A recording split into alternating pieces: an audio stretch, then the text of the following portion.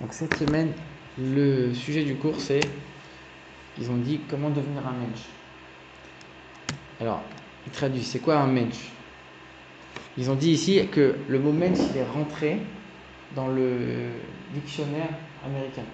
C'est rentré dans la langue anglaise, tu as trouvé le mot mensch. Et qu'est-ce qu'ils disent là-bas? Ils disent quelqu'un d'intègre, quelqu'un qui a de l'honneur et qui se comporte comme il faut. Et bon, après, il dit aussi qu'il y a plein d'autres mots en yiddish qui sont rentrés dans le langage américain. Et ici, ce qui est intéressant de voir, c'est que le mot mensch en yiddish, ça ne veut pas dire un mec, un gentleman, etc. Ça veut dire un être humain. C'est-à-dire même une femme, on dit c'est une mensch. En fait, c'est-à-dire que c'est un être humain. Et comment c'est devenu le sens qu'on connaît aujourd'hui de dire voilà un juif, un mensch c'est quelqu'un de bien, c'est quelqu'un de respectable, etc. Alors ça c'est les traductions qu'on a l'habitude, mais en vérité le mot mensch c'est surtout un être humain. Alors du coup, qu'est-ce qui caractérise l'être humain? Parce que si déjà on est en train de dire quelqu'un de bien, on va lui donner le compliment en disant t'es un être humain. C'est quelque chose de fort, un être humain. Alors, c'est quoi un être humain? Qu'est-ce qui différencie un être humain par rapport aux autres espèces, aux autres créatures? Bah ouais. L'utilisation du pouce opposable. Il y a les singes aussi, non? Ah, ils n'ont pas justement. Ah ouais? Enfin, ils ont le pouce, mais ils ne savent pas l'utiliser. D'accord, ok. Et le fait de. Ils sont un peu. Parler. Et ils parlent aussi. Bravo, comment t'as. L'inanimé ne peut grandir ou se déplacer. Et alors pourquoi parler? Enfin, ils peuvent communiquer, les animaux. Voilà, parce que il pose cette question aussi.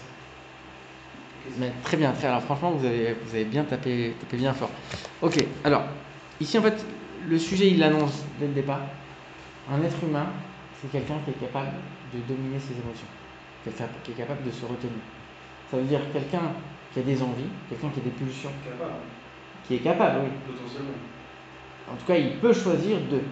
Ça veut dire que ce qu'on est en train de dire, c'est qu'un homme, il a toujours la possibilité de choisir, je vais faire telle chose, je ne vais pas faire telle chose. J'en ai envie, je vais quand même ne pas la faire.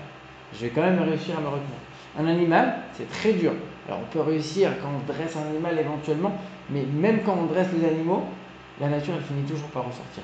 Ça veut dire que c'est pas du tout aussi ancré que chez l'homme. Alors, et pourtant, c'est vrai que Grégoire, il a parlé de la faculté de parler. Ça, c'est évident. On ne rentre même pas encore là-dedans, ça, c'est encore plus profond. Mais juste déjà, extérieurement, qu'est-ce qu'il peut y avoir chez l'animal, chez l'être humain, qu'il n'y a pas chez les animaux?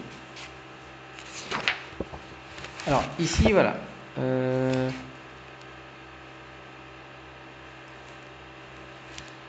Il y a un truc aussi unique dans la création de l'homme, et ça, c'est ce qu'on avait mentionné dans le premier cours. On a dit que quand Dieu a créé l'homme, il y avait homme et femme ensemble, et après il a séparé. C'est la seule créature pour laquelle Dieu a fait ça. Ça veut dire que le mariage chez l'être humain, c'est quelque chose de fondamental. C'est quelque chose qui va apporter et aider l'être humain à se transformer. Quelque part, c'est presque un besoin. C'est presque quelque chose qui est indispensable à l'être humain pour son développement. Le fait de se marier. Et qu'on ne retrouve pas dans les... Alors c'est vrai qu'il y a certaines espèces d'oiseaux, etc. On va dire ils gardent le même partenaire toute leur vie, mais il n'y a pas cette relation de travailler son mariage, de travailler la communication, etc.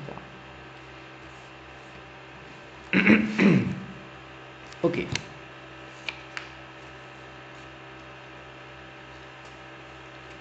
Alors ici c'est un passage du Tanya. Donc, le passage du Tanya qu'on a déjà très souvent évoqué des passages du Tanya.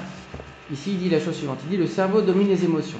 C'est ainsi que la nature humaine a été créée. Donc, la nature de l'homme, c'est que son intellect domine son cœur, domine ses pulsions. Grâce à son cerveau, tout être humain a la possibilité de maîtriser ses pulsions. Il n'est pas condamné à penser, parler ou agir en fonction de ses désirs. C'est-à-dire qu'on est capable de se retenir des choses qu'on a envie. Ça, c'est un texte de Frankl. Frankl, il dit quoi? Donc, c'est un grand psychiatre. Ouais, alors ce qui est intéressant, c'est que tous les psychiatres sont juifs. Ouais, tous les grands psychiatres qui ont révolutionné la psychanalyse, ils sont juifs. Il y a Adler, Freud et Frankl. Alors, c'est dans l'ordre de religiosité, c'est Freud, Adler et Frankl. Frankl était quand même beaucoup plus proche Oui, de. parce que Freud pas du tout. Freud, pas du tout. Mais c'est marrant de voir que les trois étaient autrichiens et les trois étaient juifs. Et ils ont révolutionné le monde de la psychologie. Alors, qu'est-ce qu'il dit, Frankl? Il dit: nous qui avons vécu dans les camps de concentration, nous ne pouvons pas oublier ceux qui allaient dans les baraquements réconforter les autres, partager leur dernier morceau de pain. Ils étaient peut-être peu nombreux, mais ils étaient la parfaite illustration que tout peut être retiré à l'homme, sauf une chose, la dernière des libertés humaines, le choix de l'attitude personnelle qu'il adoptera face à un ensemble de circonstances afin de décider de son propre chemin. Ça veut dire que même dans les pires situations possibles, un être humain, il a cette capacité de dire: je choisis de ne pas subir ma nature, de ne pas subir mes envies et mes désirs. Même une situation extrême comme ça, l'homme est capable de se surpasser, il est capable de surmonter ses besoins primaires. Alors, ça c'est ce qu'on a vu. On a vu, premier niveau, c'est ce qu'on appelle... Le libre arbitre, c'est encore autre chose, c'est encore beaucoup plus... Ça s'intègre dedans, non? Ça fait partie du libre arbitre, ouais. Mais j'ai envie de te dire, même un... L'animal, il a le libre arbitre. Non, parce qu'un animal, on dit qu'il est quasiment contrôlé par Dieu. En vérité, c'est Dieu, il a créé des instincts chez les animaux, il a créé des circonstances chez les animaux, et l'animal, il ne peut pas échapper à ses instincts et à ses pulsions dans telle et telle situation. Jamais une gazelle, il va attaquer un loup. Voilà.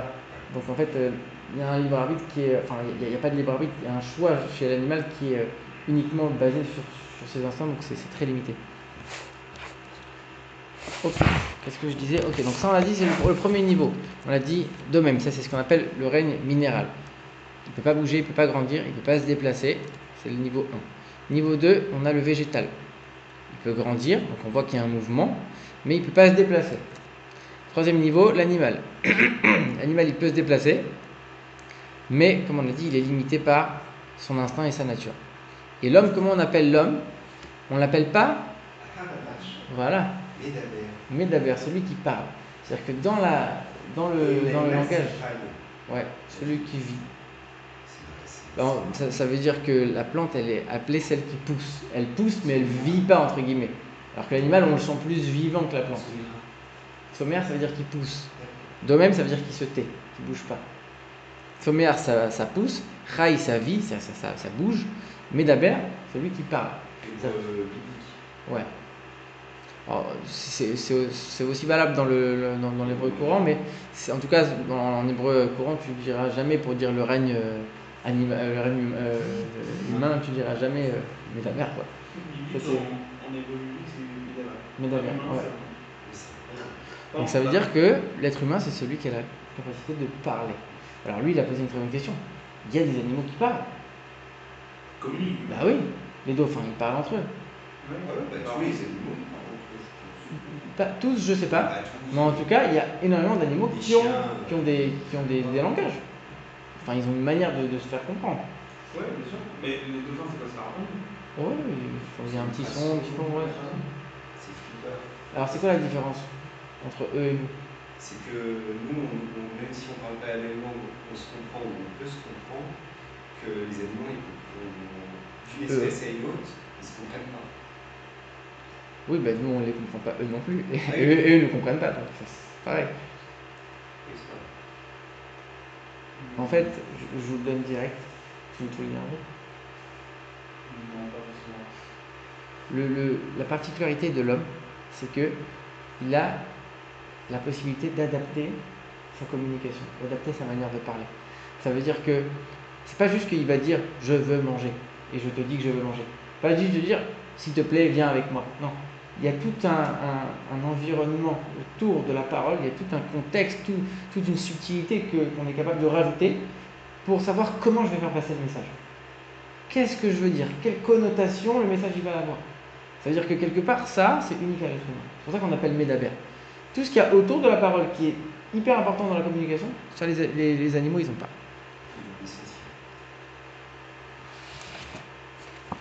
Alors, quelle définition la Torah donne-t-elle d'un être humain?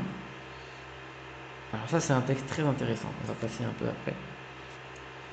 Donc, ça c'est c'est un responsable communautaire. C'est pas ni un sage ou ni quelqu'un, mais c'est un juif, c'est un rabbin, c'est un responsable communautaire aux États-Unis. Il a dit quelque chose de très intéressant. Il dit c'est quoi la définition, selon la Torah, d'un être humain? Il dit c'est quelqu'un qui est capable d'auto-évaluation. Ça veut dire quoi? Ça veut dire qu'il est capable de maîtriser ses pulsions. Il dit par exemple, un chien ne peut pas décider je veux faire un régime. Le chien il a faim, il mange. L'homme il est capable de dire je vais me retenir de manger telle et telle chose parce que c'est pas bon pour ma santé, etc. L'homme il peut choisir de suivre sa conscience morale et éthique plutôt que son penchant physique ou égoïste. Donc l'homme il est capable de dire je ne vais pas être égoïste, je vais donner. L'animal c'est beaucoup plus difficile. Il est capable de mesurer la portée de ses actes au-delà de ce qui va arriver maintenant. Il est capable de voir beaucoup plus loin dans le futur. Mais ça veut dire quoi, ça veut dire si on peut très vite évaluer. Vous trouvez quoi? Ça m'arrive et je t'arrive à tout le monde, je me donne une solution des fois. C'est introspection. On ne dit pas que ça ne nous arrive pas. On dit que nous, on a la capacité de dire non. On a la capacité d'aller au-dessus. Ça ne veut pas dire qu'on va tout le temps au-dessus. Quand ça nous arrive, d'après la Torah, on comporte comme un animal. Tu t'abaisses au niveau de l'animal, ouais. C'est écrit que quand un homme il faute, quand un juif il faute, c'est écrit tu es encore plus bas que le moustique. Et le moustique, c'est quelque part, c'est le dernier la dernière des créatures. Il dit parce que lui, il a été créé par Dieu, et le rôle que Dieu lui a donné dans le monde, il l'accomplit. Toi, Dieu il t'a demandé de faire des choses, et tu ne le fais pas. Donc c'est vrai que c'est beaucoup plus facile d'avoir la mission du moustique, entre guillemets, mais c'est que lui, sa mission, il l'a fait. Toi, ta mission, tu ne la fais pas. Il n'y a pas un commentaire substance sur la création de l'homme au début de la Torah, où il dit, le commentaire dirait, j'ai créé l'homme à la fin de la création pour qu'il ne soit pas orgueilleux et qu'il ne soit... Alors que la fourmi, ou je ne sais plus qui, a été créée avant lui. Aussi, ouais, c'est vrai. Alors c'est le moustique là-bas aussi qu'on évoque. C'est ça, c'est la même source, exactement. Et donc c'est-à-dire que l'homme est en fait juste finalement il est capable de faire de l'introspection. Exactement, il est capable d'adapter ses actes en fonction de l'introspection qu'il a eue. Et ce qui est incroyable ici, il dit comme ça, il dit en fait, quand on dit un mensch, et que ça veut dire un être humain, ce qui est incroyable c'est qu'on peut l'utiliser dans les deux sens. Et on voit qu'aujourd'hui les gens ils l'utilisent pas forcément dans le bon sens. Ça veut dire ils vont dire, mais qu'est-ce que tu veux de moi, je suis qu'un être humain. C'est-à-dire quoi? C'est qu'en fait là tu es en train de dire, bah finalement je suis qu'un homme, j'ai des pulsions, j'ai des envies, donc c'est normal que je tombe de temps en temps. Ok, mais ça c'est si pour toi la définition d'un être humain elle est très basse, elle est très mauvaise. Si tu dis mais je ne suis qu'un être humain, au contraire, tu es un être humain. Imagine le potentiel que tu as et qu'est-ce que tu peux accomplir.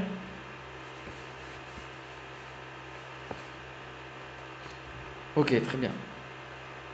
Donc il dit voilà, le mensch, l'homme digne de ce nom, que la Torah nous décrit, est un objectif que nous devons essayer d'atteindre, alors que l'être humain au sens le plus commun, c'est juste un plan B. C'est le côté raté, le brouillon. Donc c'est pas vers ça qu'on doit tendre, évidemment. Ici, il y a une histoire que j'aime bien. Alors, en fonction des sources, je vois que le tzaddik dont on parle, ça change. Ici, ils ont dit c'est une histoire avec Rabbi Israël de Rougine, un grand rabbi chassidique. Et il disait, il y a une histoire qui dit comme ça. Il était assis sur son fauteuil et il se dit tiens, j'ai bien envie de fumer la pipe. Il dit ouais, mais ma pipe elle est là-bas en haut de l'étagère, j'ai la flemme d'aller la prendre. Là, il se dit attends. Il dit donc là, tu es en train de succomber à ton envie d'aller fumer, tu es prêt à te lever, tu es prêt à sortir de ton confort pour juste aller avoir un peu le plaisir de la pipe. Tu vas pas tomber dans un plaisir aussi basique.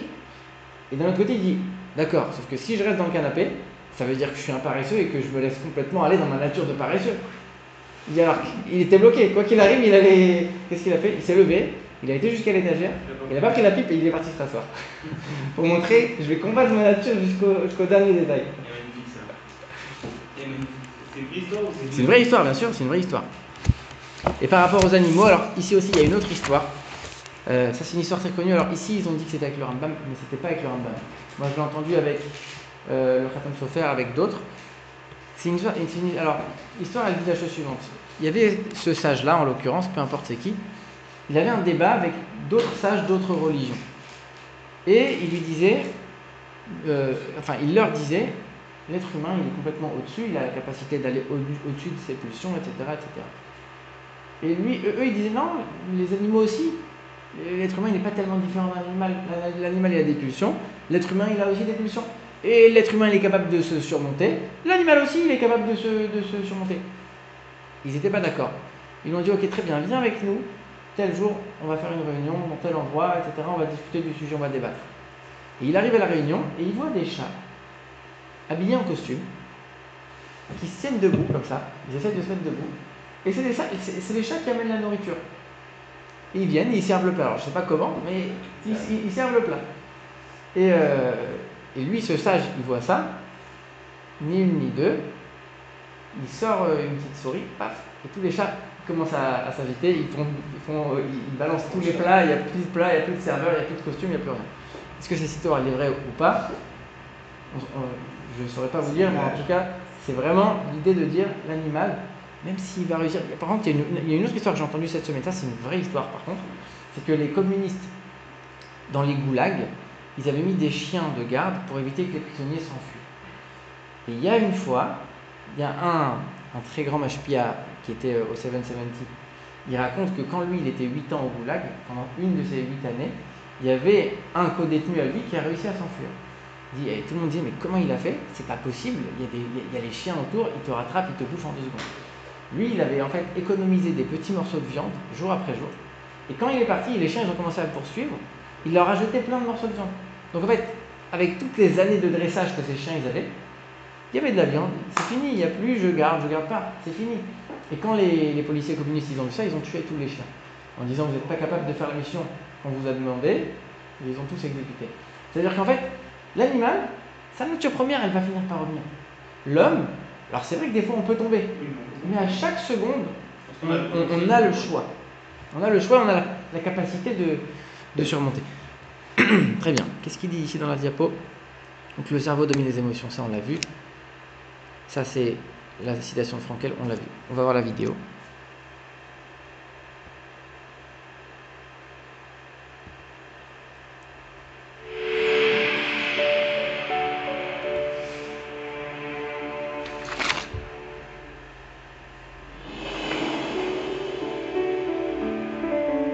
On raconte qu'un jour, Maïmonide et les autres sages à la cour du sultan d'Égypte étaient en désaccord. La controverse? Les sages égyptiens prétendaient que par un dressage approprié, il était possible de changer la nature d'un animal. Ainsi pourrait-il devenir aussi aimable, aussi poli et aussi généreux qu'un être humain. Pour Maïmonide, en revanche, il était impossible de changer la nature d'un... On regarde quand même. Je savais pas que c'était ça la vidéo. Je les ai raconté. Ah oui. On avance ou... Oui, parce que. Ouais, il va dire la même. On connaît la chute. Il va dire la même chose. Ok. Je savais pas que c'était ça, du coup. Non, là j'ai pas eu le temps de la regarder avant.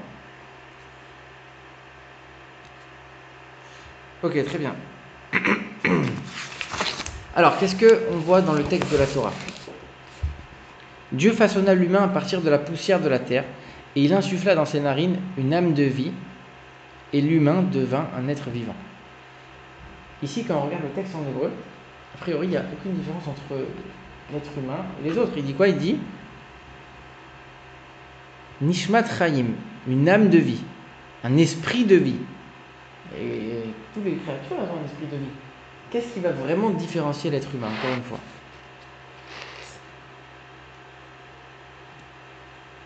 Ok, ça on l'a vu. Ça, donc celui-là, ils ont mis 2 fois, c'est exactement ça. Donc le tonnerre, c'est celui qui pousse, et l'être qui parle.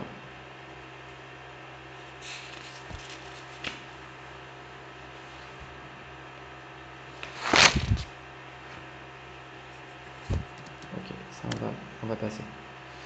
Ok. Alors du coup, pour illustrer un petit peu toute cette notion de se maîtriser, de se dominer, de surpasser ses pulsions, etc. Ici, ils ont choisi d'évoquer un sujet en particulier, c'est la colère. À quel point on est capable de dominer sa colère? Pourquoi ce serait intéressant de le faire? Et en quoi c'est utile dans le couple? En quoi c'est intéressant dans le couple?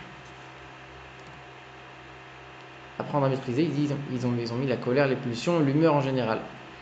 pour essayer d'être un mensch. Le danger de la colère. Pourquoi la colère est-elle pire que les autres défauts? Alors c'est vrai que quand on regarde le Rambam il nous dit comme ça. La colère est un trait de caractère fondamentalement mauvais. Il convient de la fuir au plus haut point et de s'habituer à ne pas s'emporter, même si elle est justifiée. Ça veut dire que ce qui est incroyable, c'est que quand on regarde les définitions du Rambam dans ce chapitre-là, il nous dit que tous les traits de caractère de l'être humain doivent être au milieu. Il faut être ni trop généreux, ni trop radin. Il faut être ni trop indulgent, ni trop sévère, etc. Et à chaque fois, il dit qu'il faut être au milieu. Et il y a deux choses dans lesquelles le Rambam il dit qu'il faut s'éloigner complètement, c'est l'orgueil et la colère.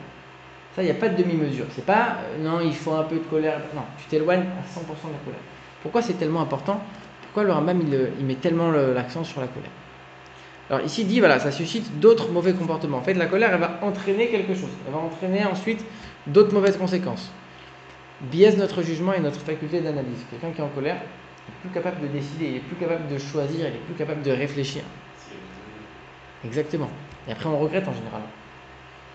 Et ça nous pousse à commettre des erreurs fatales. Quand tu fais quelque chose sous l'effet de la colère, en général, tu regrettes. C'est quelque chose, si tu ne peux pas revenir en arrière, tu es quand même vachement mal.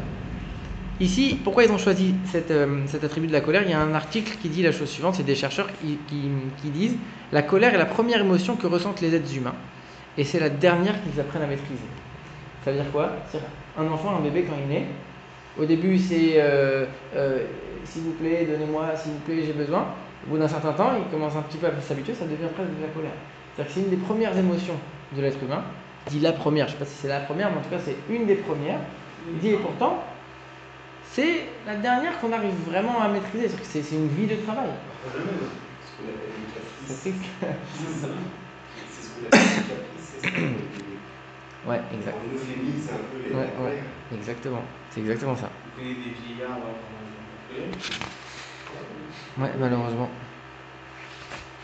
La question qu'il pose, il dit, mais est-ce qu'il n'y a pas des fois où la colère se serait même positive? Une question de réflexion qu'il propose. Là, entre nous, moi je suis un petit peu. Ouais. Je m'énerve une fois tous les 10. Ouais, mais ça se voit. Ça sort, ça.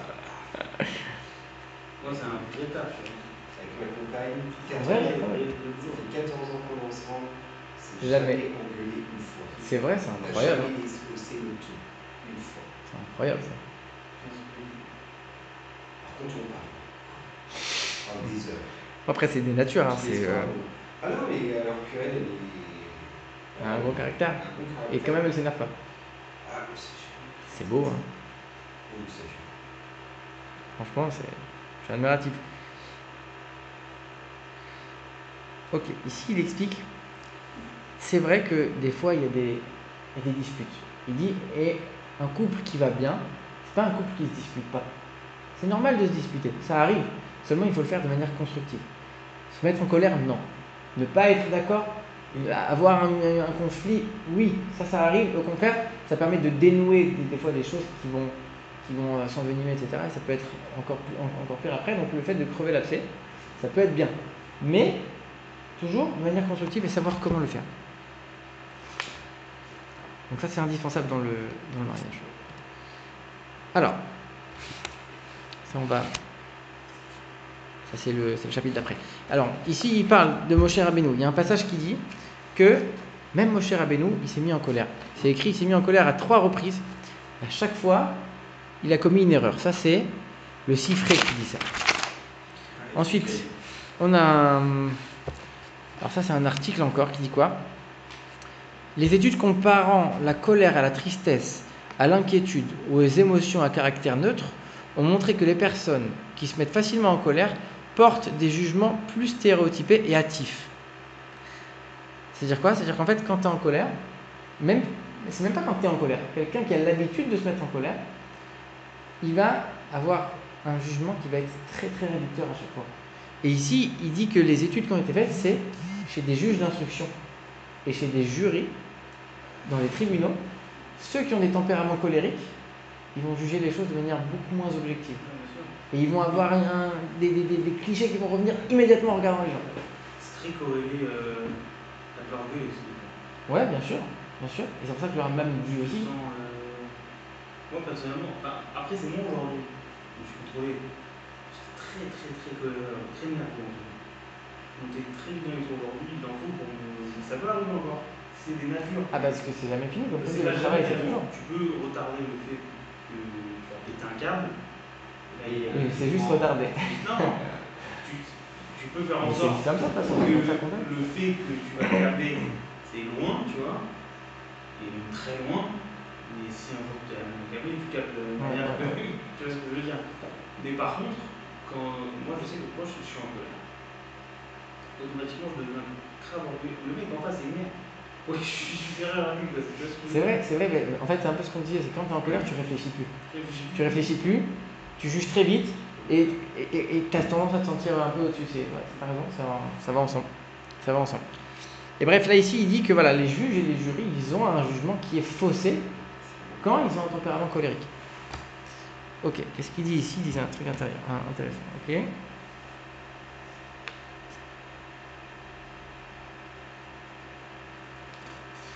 Ok, très bien.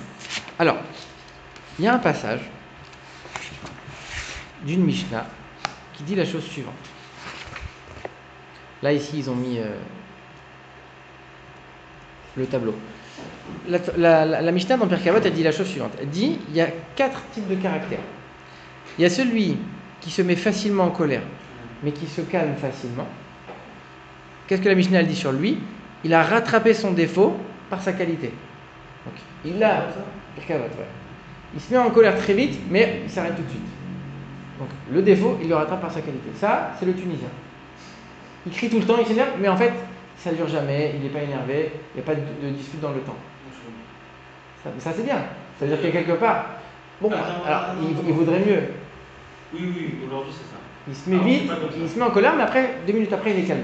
Il te fait un bisou, tout va bien. Ça se calme très vite. Mais non, avant c'était plutôt.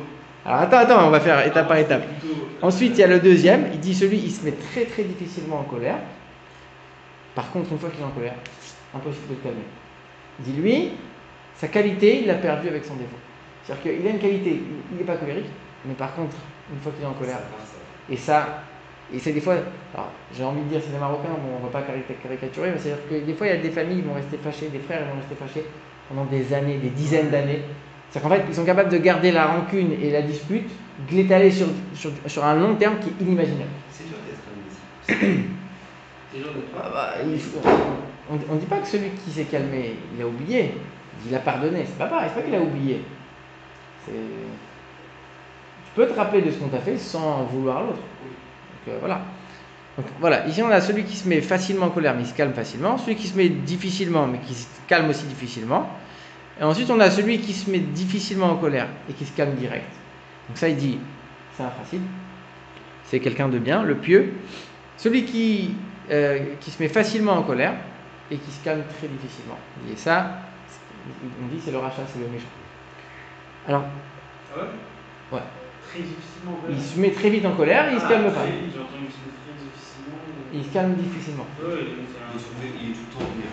Donc on a celui qui colère vite, calme vite, colère longue, calme très longtemps. Et après on a colère vite et calme très longtemps, colère très longue et il se calme tout de suite. Ok? Ça va? Ce qui est intéressant de voir, c'est que ici la Mishnah elle dit c'est les 4 traits de caractère. C'est les 4 traits de caractère. Mais quand tu réfléchis un petit peu, c'est pas possible que ce soit les mêmes traits de caractère. Enfin, en vérité, il n'y en a pas 4, il n'y en a que 2 des traits de caractère ici. C'est très difficile de dire qu'il y en a 4. Pourquoi? Tu vas dire comme ça. Quelqu'un, il est très sensible, entre guillemets. Il est très chaud émotionnellement. Donc ça veut dire que lui, il va se mettre en colère très vite. Mais comme il est aussi très chaud, il est aussi très chaleureux avec les gens, il va se calmer aussi très vite. Donc en fait, ça veut dire quoi? Ça veut dire que la nature, c'est de dire j'ai cette tendance chaleureuse, donc je me mets en colère vite, je me calme vite. Ça, je comprends. Ça, c'est un trait de caractère. Ensuite, il y a celui qui est très froid, très mesuré, très posé, très carré. Celui-là, avant de le mettre en colère, avant de le bouger, il faut y aller. Mais une fois que le truc, lui, dans sa tête, c'est un cadre. Il m'a fait ci, il m'a fait ça, il m'a fait ça, il mérite ça, il mérite ça. Jamais je lui pardonnerai parce que j'ai telle et telle raison, et il te donne la liste précise. Ça, donc, en fait, c'est un tempérament très froid, très carré, très rigoureux. Ça, on peut comprendre, c'est aussi logique, c'est un tempérament logique. Mais celui qui se met en colère très rapidement et qui se calme très longtemps, enfin, qui met du temps à se calmer, c'est pas logique dans son caractère. Si tu t'es mis en colère facilement, c'est que tu es chaud. Si tu es chaud, tu aurais dû te calmer tout de suite. Donc pourquoi tu as mis longtemps à te calmer? C'est pas parce que en fait, c'est ta nature, c'est parce que tu es quelqu'un qui ne travaille pas. Et à l'inverse, celui qui se met en colère très difficilement. Alors tu peux dire quoi? Il se met en colère très difficilement. Par contre, pourquoi? Parce que c'est quelqu'un de très froid. Mais quand après il faut se calmer, alors lui, ça va être j'ai passé des heures et des heures. Et lui, non, il se calme tout de suite. Pourquoi il se calme tout de suite? C'est pas parce que c'est son tempérament, c'est parce qu'il sait travailler. Il sait travailler, il y a un travail derrière. Donc en fait, on n'a pas 4 traits de caractère, on en a 2. On a celui qui est chaud, celui qui est froid. La seule différence dans les deux suivants, c'est qu'on a celui qui va travailler et celui qui se laisse aller à sa nature, celui qui laisse libre cours à sa pulsion. Donc ça, c'est l'analyse que le Maharal de Prague il fait ici. Il dit comme ça, il y a des gens, voilà, comme je vous ai expliqué. Et il dit quoi?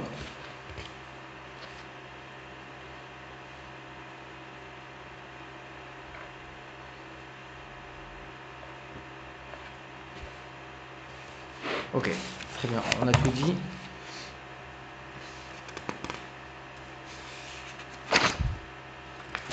Ok, ça on a fait. Donc ici, il ramène une histoire. Alors, encore une fois, l'histoire elle peut être vraie. Est-ce qu'elle s'est vraiment passée? Je ne sais pas, en tout cas, c'est un enseignement. C'est un enseignement de Rabbi Yehuda Chassid. Qu'est-ce qu'il dit? Ok, ça c'est ce qu'on a dit. Il dit la chose suivante. Il dit... Alors, là il n'y a que l'histoire, il manque l'enseignement d'avant. L'enseignement d'avant, il dit quoi?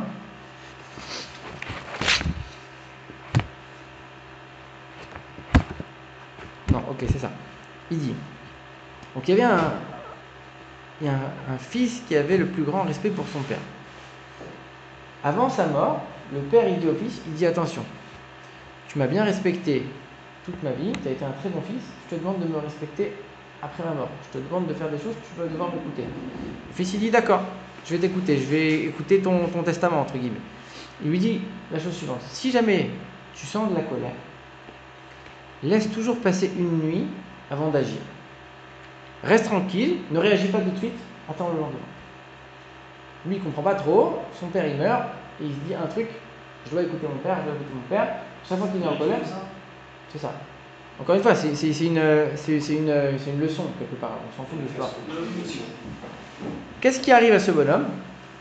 Il est marié, il a une femme, et un jour il a un voyage d'affaires. Hein? Il a un voyage d'affaires, il doit partir à l'étranger. Donc il laisse sa femme et il s'en va. Et à l'époque, quand on partait, c'était pas quelques jours. C'était des mois, des fois même des années. Sauf que avant de partir, sa femme elle était à peine enceinte. Il ne le savait pas, il ne pouvait pas le savoir. Et lui il part 1 an, 2 ans, 4 ans, 10 ans, 13 ans. Parce qu'en fait, il est parti en commerce, mais entre-temps il s'est fait prisonnier dans tel et tel truc. Il revient quelque part, il arrive à revenir chez lui plusieurs années après.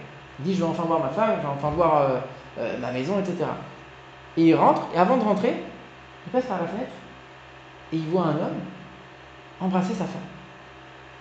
Alors là, il dit ok, il sort son épée, il dit je vais les tuer tous les deux. Et là il se rappelle, il dit attends, rappelle-toi, qu'est-ce qu'il m'a dit mon père? Il dit pas lui, combien de temps, je dis 13 ans. Bon. 20 ans si tu veux, on s'en fout de. Encore une fois, c'est pas une vraie histoire. C'est pas une vraie histoire. Et il se dit attends, je vais me rappeler de ce que mon père il m'a dit, ne te mets pas en colère, attends que la nuit elle passe. Il rentre à la maison, et au moment où il rentre, il entend sa femme qui dit, du coup c'était son fils, qui lui dit ça fait vraiment longtemps que ton père n'est pas venu, il serait très content de l'homme que tu es devenu. Et là il se calme, il dit heureusement que j'ai écouté mon père, etc. Bon, l'histoire c'est anecdotique, en fait c'est juste une image, c'est pour nous dire que le fait de s'emporter tout de suite, ça nous fait perdre énormément de choses. Et ça nous fait faire des choses qu'on va forcément regretter. Donc évidemment que il faut laisser le temps, il ne faut pas réagir tout de suite et il faut se contrôler un maximum.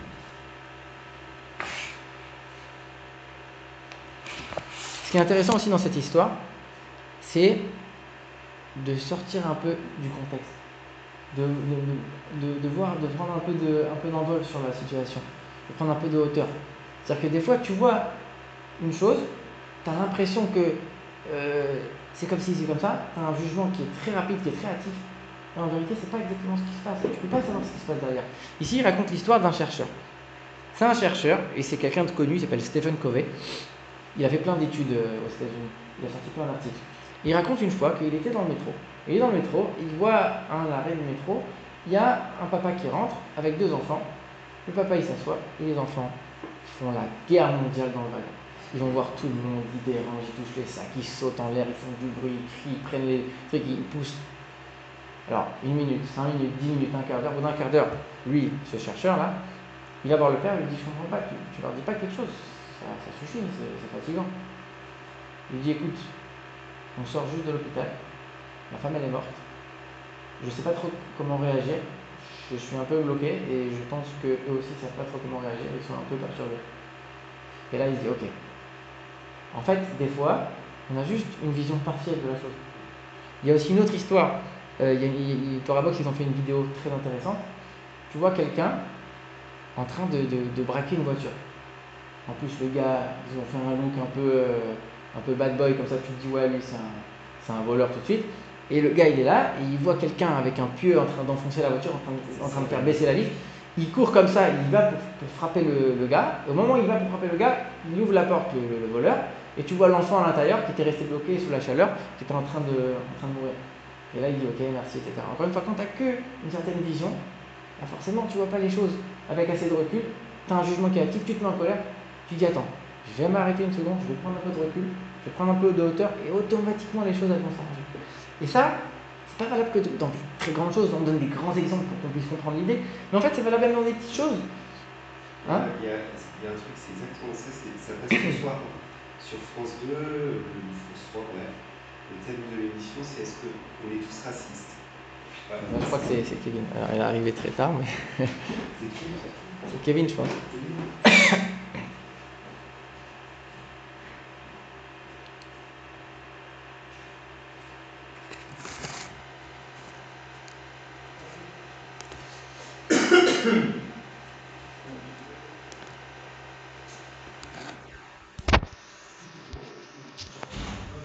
Ok, on reprend.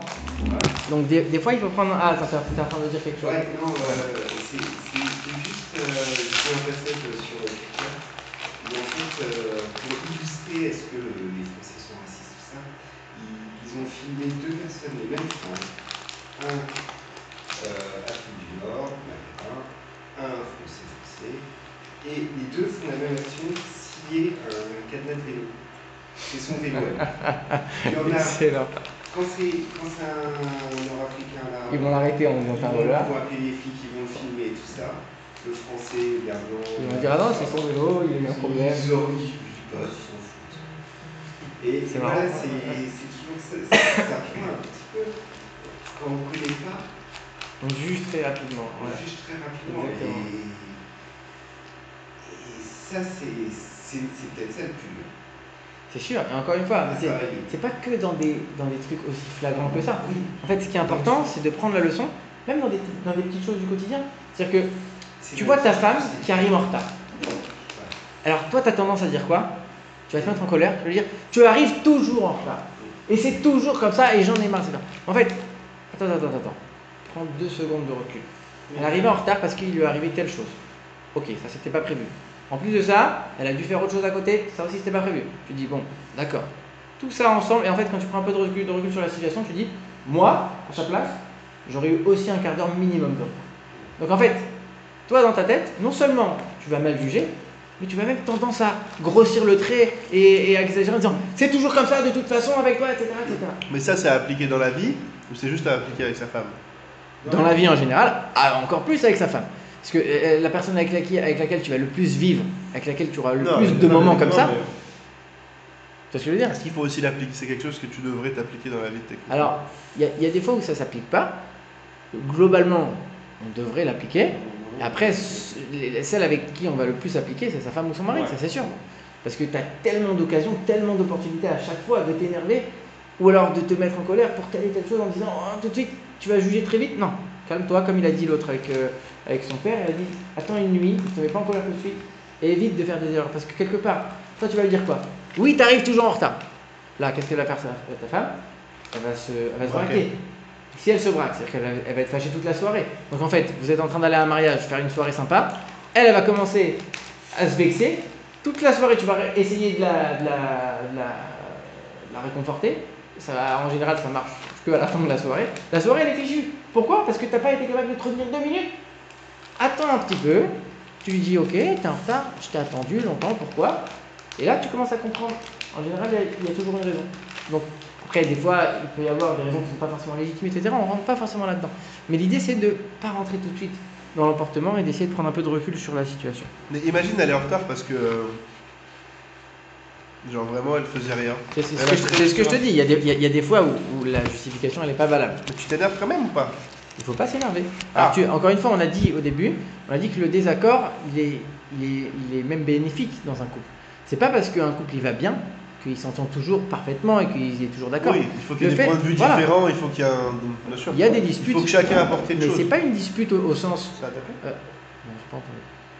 C'est pas une dispute au sens agressif du terme. C'est que oui, il y aura un désaccord, mais il faut le faire de manière constructive. Et donc à ce moment-là, il faut discuter, mais ne jamais s'emporter. On a dit, le Rambam, il dit, il faut s'éloigner de la colère au maximum. C'est la seule chose, avec l'orgueil, il faut s'éloigner au maximum. Bah oui. Il ne faut pas avoir moitié-moitié.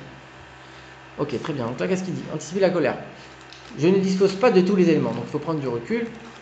La personnalité des personnes impliquées, aussi, il faut aussi savoir.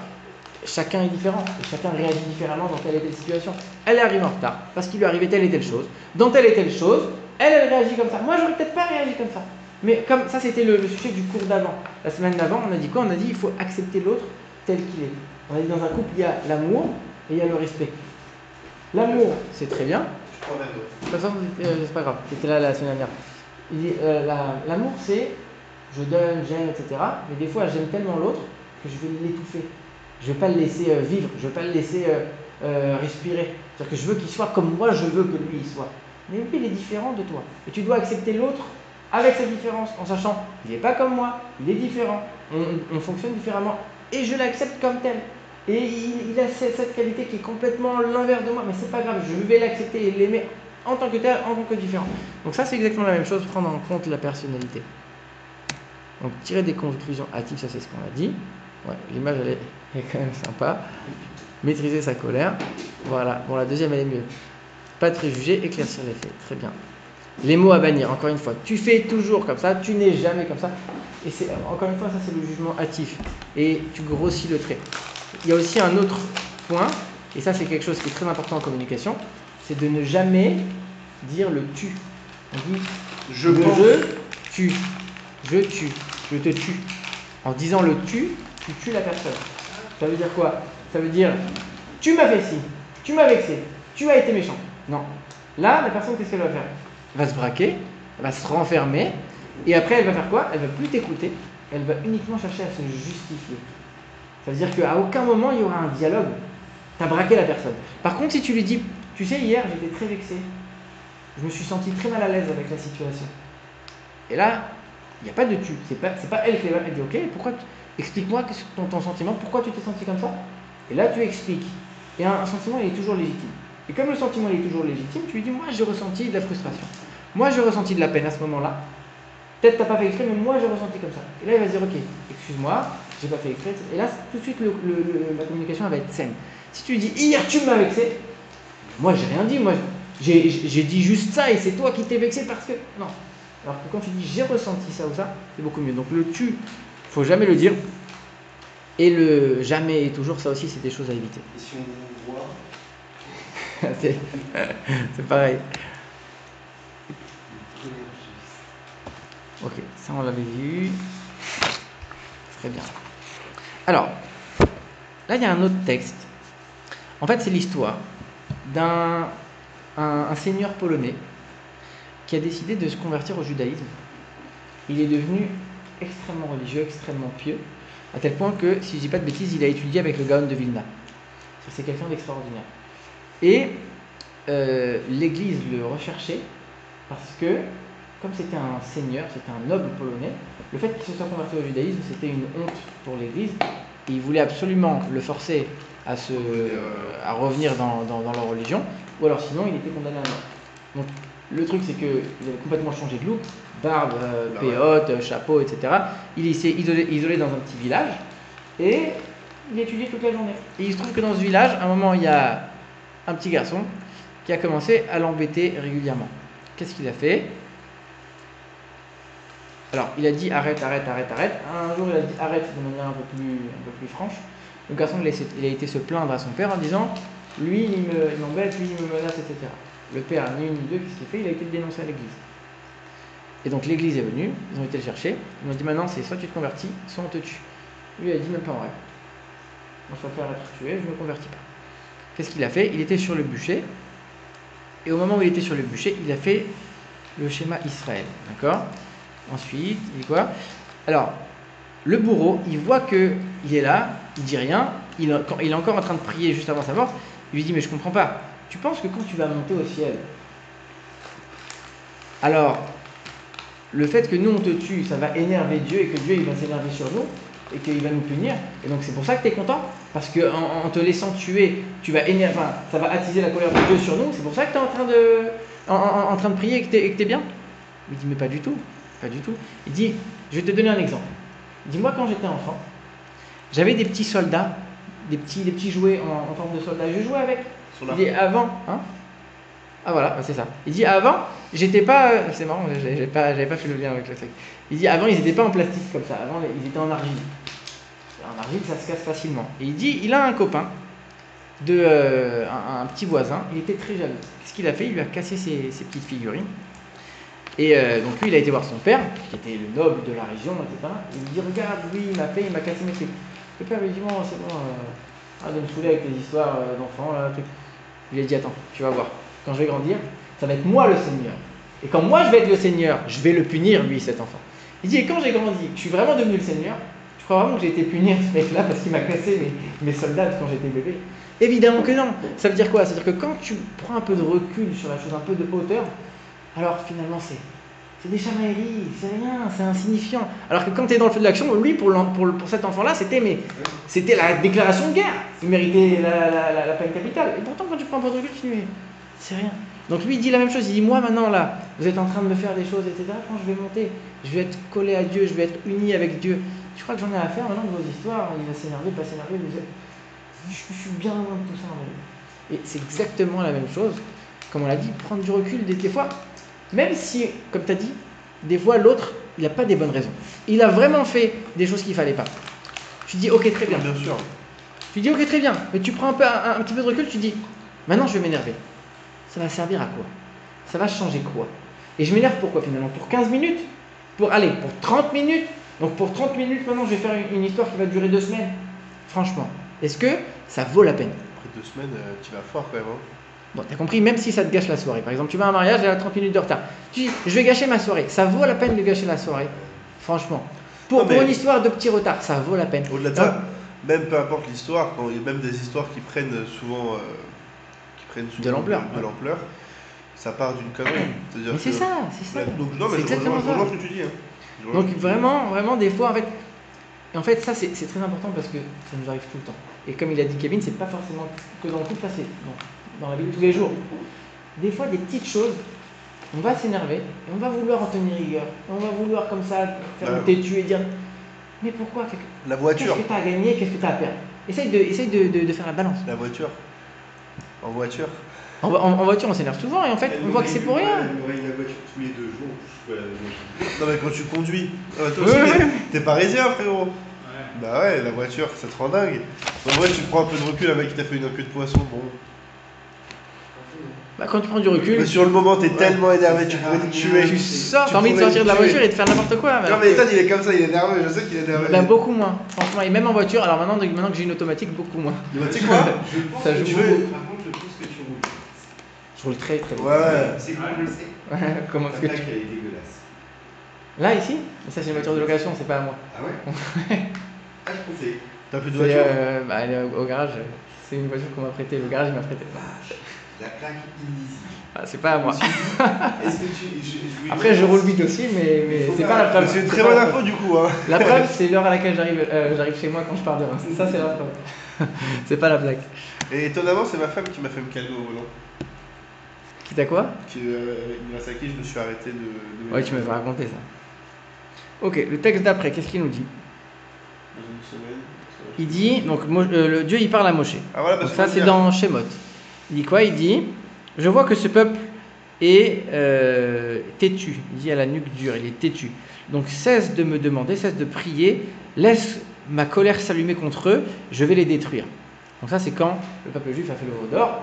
Dieu il dit à Moshe, arrête d'essayer de me consoler, je vais les massacrer, je vais les éclater. Qu'est-ce que Moshe il dit? Il dit, mais attends.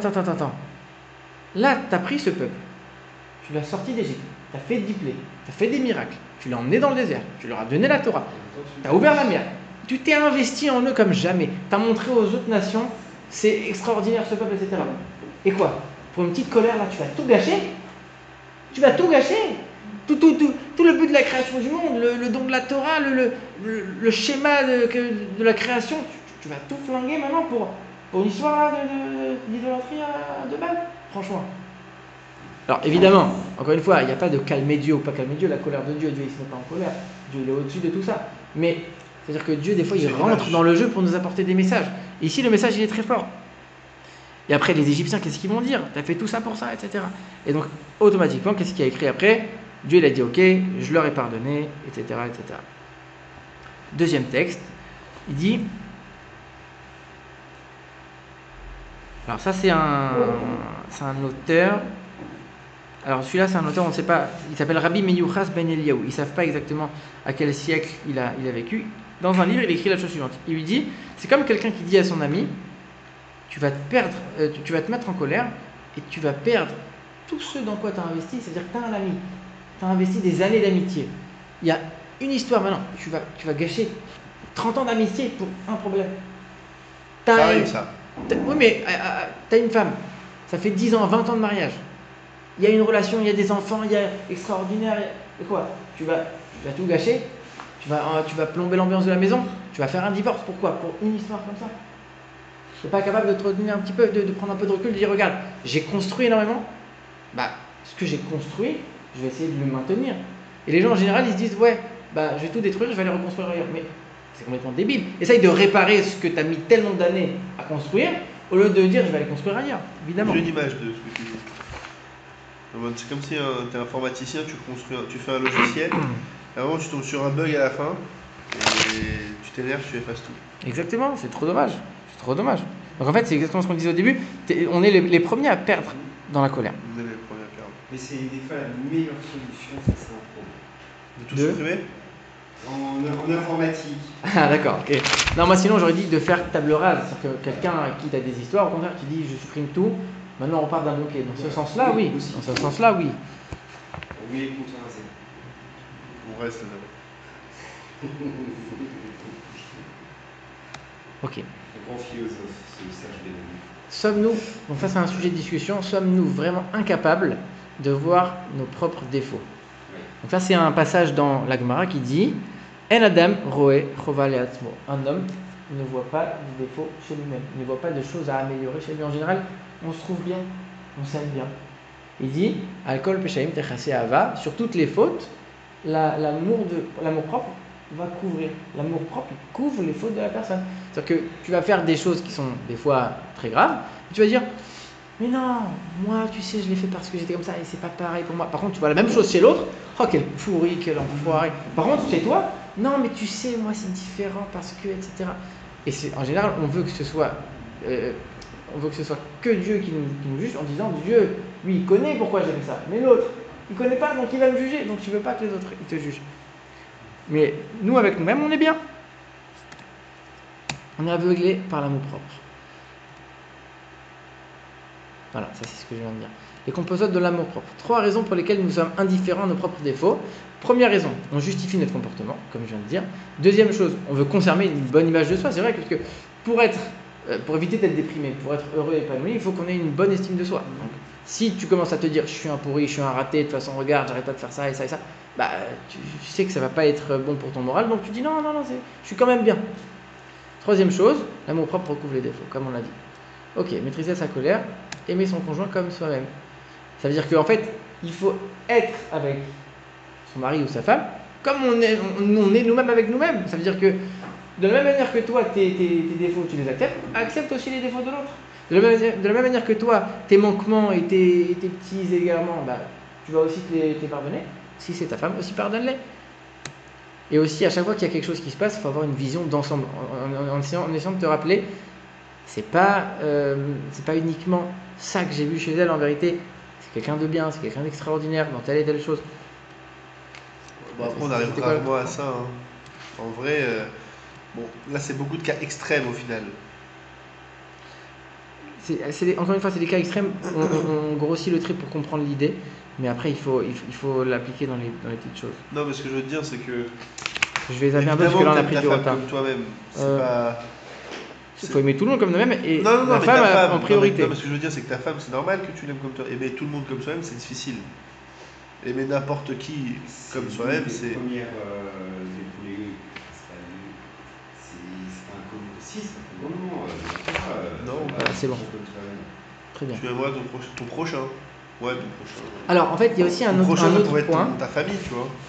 Non, alors, le prochain, dans la Torah, ça s'applique au prochain juif. Au prochain juif. Donc, faut que tu aimes les juifs comme toi-même. Mais après, parmi la femme, c'est la personne numéro 1. Ça, c'est normal.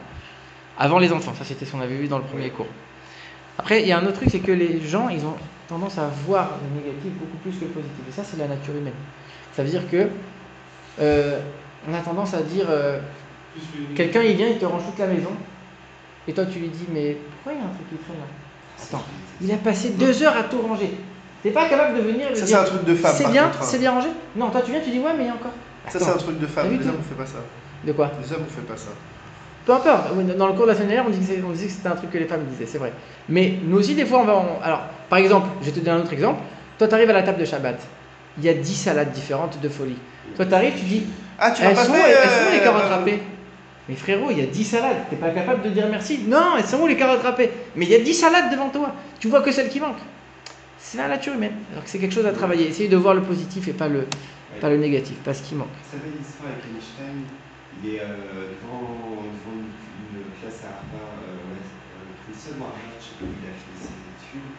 Ouais, je la connais. C'est le bien et le mal. Non, il va au tableau, il écrit 1 fois 9, 9, 2 fois 9, 18. C'était pas 9 fois 9, 82, 9 fois 10, 90. Alors, monsieur, il y a une erreur. Et il y a le chef et tout. Vous n'avez pas vu les 9 bonnes réponses? Ouais, exactement. Bah, c'est exactement ça. C'est exactement ça. Au lieu de dire bravo pour les 9 que tu as eu, tu vas dire il manque 1. Ouais. Le mec, il a 9 sur 10. J'ai vu une. C'est énorme. J'ai entendu une belle image. On dit toujours le verre il est soit à moitié vide, soit à moitié plein. Il dit non, en vérité, le verre il est toujours plein. C'est juste que tu l'as mis dans un verre trop grand. Mais dans un verre plus petit, il va être plein. Il faut voir toujours positivement. Mais change le verre. Mais il est plein. Alors, il y a un passage dans la Gemara qui dit la chose suivante. La femme de Rabbi Chia, elle le faisait souffrir. C'est-à-dire qu'il avait une femme très très difficile. Et si c'est écrit dans la Gemara, ça veut dire que ça devait vraiment être le cas. Néanmoins, à chaque fois qu'il trouvait quelque chose qu'il pouvait lui offrir en cadeau, il l'enveloppait joliment et il lui apportait. Alors, un autre Tana, un autre sage de la Gemara, de la Mishnah, pardon, il lui dit « Mais elle te fait tellement souffrir, toi tu lui fais des cadeaux ?» Il lui dit « Le fait qu'elle élève mes enfants et qu'elle m'éloigne de la faute, ça leur suffit, entre guillemets, aux femmes, pour qu'on soit gentil avec elles et pour qu'on leur donne énormément. » Ça veut dire quoi? Ça veut dire le fait qu'elle s'occupe bien de la maison, qu'elle élève bien les enfants, et le fait que grâce à elle, je suis marié, je ne vais pas aller voir ailleurs d'autres femmes et faire des bêtises. Donc j'ai un cadre marital qui est sain, qui est bien, qui est cadré, etc., qui est structuré. Qui est pur. Mais en vérité, rien que ça, elle a un mérite énorme. Bien sûr, je vais lui faire des cadeaux. Alors à plus forte raison si elle est gentille. Ça veut dire quoi? Il ne voyait pas tout le mal qu'elle lui faisait. Il ne voyait pas toute la souffrance. Et pourtant, la Gemara dit qu'elle était très difficile comme femme. Il dit, regarde, elle fait du bien. Ce bien, il est très, très, très, très important, très fondamental. Ben, je vais la remercier. En vérité, il faut valoriser chaque chose positive et pas s'attarder sur le négatif. Alors, ce qui est aussi joli dans ce passage, c'est qu'il y a une autre interprétation. Parce que on dit, elle m'éloigne de la faute. Elle m'empêche de faire des fautes avec d'autres femmes.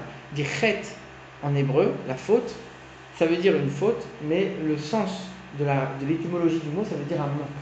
Ça veut dire qu'en fait, ça veut dire quoi? Un manque. Ah, un manque. Ça veut dire elle m'empêche d'être manquant. Elle m'empêche, comme on l'avait vu dans le premier cours. Elle comble le manque en gros. Quoi? Non, pas dans ce sens-là. Dans le sens, on avait vu dans le premier cours que l'homme et la femme, c'est une seule âme qui a été divisée en deux. Et en vérité, quand tu es seul, il te manque la moitié. Voilà, donc elle comble le manque. Mais pas dans le sens mes besoins. Dans le sens, tu vois, dans le sens, elle me permet d'être un homme accompli et entier. Donc ça, c'est beaucoup plus joli comme interprétation aussi. Être reconnaissante pour toutes les choses du quotidien. La reconnaissance témoigne d'une réelle connaissance et compréhension de ce qu'est le mariage. La gratitude n'est pas qu'un sentiment abstrait, elle doit se traduire dans des actes concrets et tangibles. C'est-à-dire que c'est pas le tout de dire merci, c'est bien, c'est gentil. Il faut le verbaliser, il faut le dire merci, c'est gentil. Tu as fait plein de salades, merci, tu as fait ça. Merci. Ah, j'ai vu que tu avais fait des efforts pour faire ça. Et pas juste ouais, j'ai remarqué, c'est bien, etc. Il faut le verbaliser. Alors, ça, c'est aussi quelque chose de très important. C'est que les actes vont engendrer les sentiments. Ça veut dire que tu dis, mais quand il y a un couple qui ne va pas et qu'ils vont voir un thérapeute ou un rave, en général, il leur dit toujours, offre-lui des cadeaux. Mais je ne la supporte pas. Je vais lui offrir quelque chose. J'en peux plus. Je vais aller, moi, lui acheter des cadeaux. Il dit au contraire. On a tendance à penser qu'on aime ceux de qui on reçoit. En vérité, c'est faux. On aime ceux à qui on donne. Et donc, plus tu t'investis dans la personne, plus tu vas aimer la personne. Donc, le fait de lui offrir des cadeaux, et même, là, je vous ai dit l'exemple d'un couple qui ne va pas, mais même un couple qui va bien, le fait d'offrir, ça resserre le lien. Et toi, ça te permet d'investir un peu plus dans la personne et renforcer le lien et aimer un peu plus la personne. Donc, le fait d'avoir des actes de gratitude ou même des cadeaux, des actes comme ça va engendrer les sentiments. Les actes, ils vont entraîner le sentiment. Ça, c'est le Rinour qui le dit. L'être humain est influencé par ses actions. Les sentiments et les pensées sont toujours un corollaire de l'action pour le bien comme pour le mal. Le cœur est entraîné dans le sillage des actions. Ça, c'était le dernier texte. Et qu'est-ce qu'il dit ici ? Bon, alors ça, c'est une histoire très particulière, mais qui illustre bien la colère. Qu'est-ce qu'elle dit cette histoire ? C'était une fois une histoire du Baal Shem Tov. Il y avait un juif très simple, il n'avait pas beaucoup d'argent. Il a fait les foires dans plusieurs villes à droite à gauche pendant des mois et des mois. Et à la fin, il a réussi à avoir une certaine somme. Il a dépensé un pourcentage énorme de la somme pour acheter un beau étrog. Il a acheté un beau étrog pour la fête de Sukkot. Et à l'époque, chacun n'avait pas son propre étrog. Il y avait des fois un étrog pour toute la choule. Et les gens, ils faisaient la queue. Lui, il avait son étrog, un beau étrog. Il rentre à la maison. Ça fait des mois qu'il n'a pas vu sa femme. Et elle le voit avec le étrog. Elle dit quoi ? Des mois, t'es parti. T'as été travailler, tu m'as laissé. Et qu'est-ce que ça fait avec l'argent ? Tu as été acheter un étrog. Elle prend l'étrog, elle l'a mordu dedans. Comme ça, il est complètement pas cachère. Lui, qu'est-ce qu'il a fait ? C'est pas énervé. Il n'a pas bronché. Il n'a pas crié. Il a dit, si Dieu m'a enlevé cet étrog, c'est que je ne le méritais peut-être pas. Je vais aller faire la queue pour le étrog de la choule comme tout le monde. Et quand cet homme-là, il est arrivé dans la ville du Baal Shem Tov, le Baal Shem Tov, il l'a pris, il a dit, tu t'assois à côté de moi, il a fait une fête, il a chanté et tout. Et tous les autres élèves du Baal Shem Tov, ils ont dit, mais c'est qui lui ? On ne connaît pas, c'est un petit juif simple, un petit paysan. Il leur a raconté ce qu'il a fait, il leur a dit comme ça. Il leur a dit, depuis que Dieu il a demandé à Abraham de sacrifier Yitzhak, il n'y a pas eu quelqu'un au monde qui a réussi à dominer son penchant naturel autant que celui-là. Ça veut dire qu'il a réussi à surmonter quelque chose qui était phénoménal. Ok. Ça, on l'a vu.